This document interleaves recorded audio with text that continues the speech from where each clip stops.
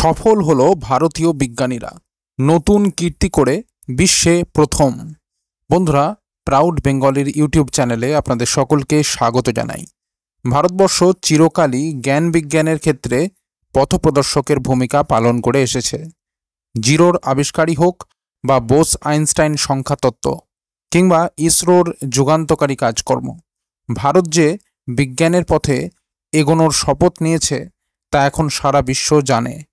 বিশ্বের উন্নত দেশগুলোর সঙ্গে বিজ্ঞান ক্ষেত্রে সমান সারিতে দাঁড়িয়ে রয়েছে ভারত।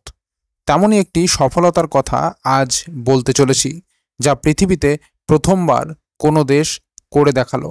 বন্ধুরা, খবরটি পুরোটা জানার আগে ভিডিওটিকে লাইক করে রাখুন আর চ্যানেলটিকে অবশ্যই সাবস্ক্রাইব করে রাখুন এই ধরনের গুরুত্বপূর্ণ খবরাখবর সবার আগে পাওয়ার জন্য। আর বন্ধুরা, সকলেই কমেন্ট বক্সে অবশ্যই লিখুন ভারত মাতার জয় এই কথাটি।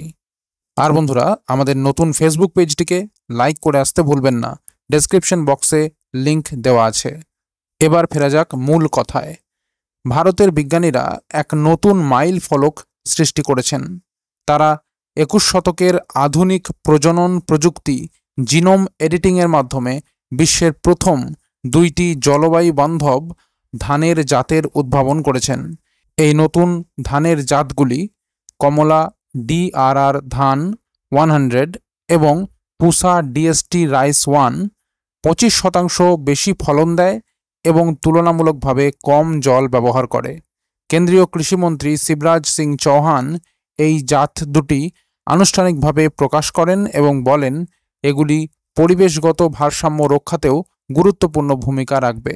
এগুলি GM ফসল নয়, অর্থাৎ এর মধ্যে কোনো বিদেশি DNA নেই, ফলে জেনেটিক্যালি মডিফাইড ফসল সংক্রান্ত যেসব আপত্তি রয়েছে সেগুলি এখানে প্রযোজ্য নয়।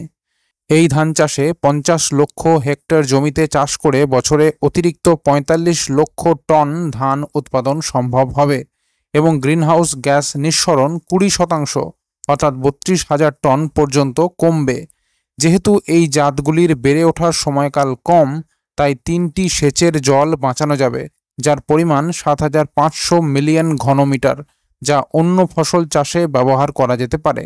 ভারতীয় কৃষি গবেষণা পরিষদ ICAR এবং এর অধীনস্থ সংস্থা যেমন IARI Indian agricultural research institute এবং হায়দ্রাবাদের Indian institute of rice research যৌথভাবে এই ধান উদ্ভাবনে নেতৃত্ব দিয়েছে।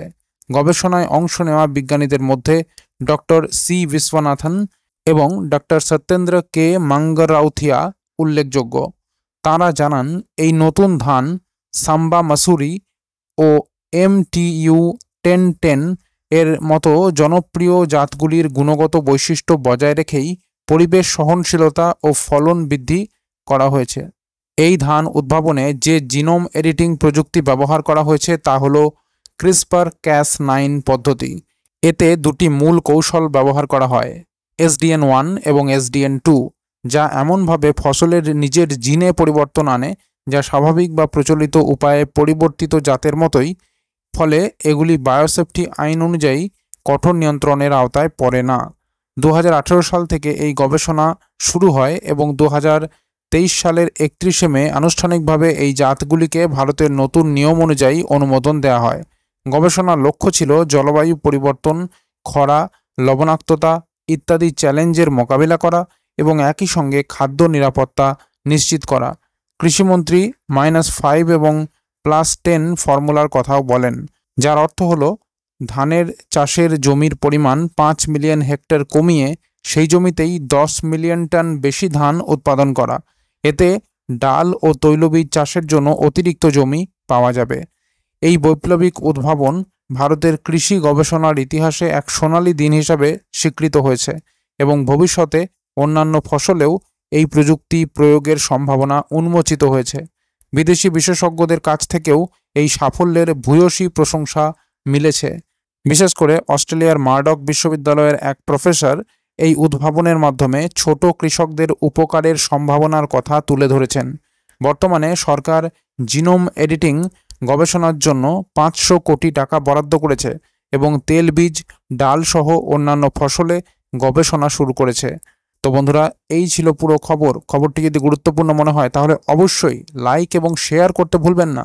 আর বন্ধুরা, চ্যানেলটিকে সাবস্ক্রাইব করে রাখুন এই ধরনের গুরুত্বপূর্ণ খবরাখবর সবার আগে পাওয়ার জন্য। আর বন্ধুরা, সকলেই কমেন্ট বক্সে অবশ্যই লিখুন ভারত মাতার জয় এই কথাটি। আর বন্ধুরা, আমাদের নতুন ফেসবুক পেজটিকে লাইক করে আসতে ভুলবেন না। ডেসক্রিপশন বক্সে লিংক দেওয়া আছে। তো বন্ধুরা, এখনকার মতো এই পর্যন্তই। সবাই ভালো থাকবেন। অসংখ্য ধন্যবাদ।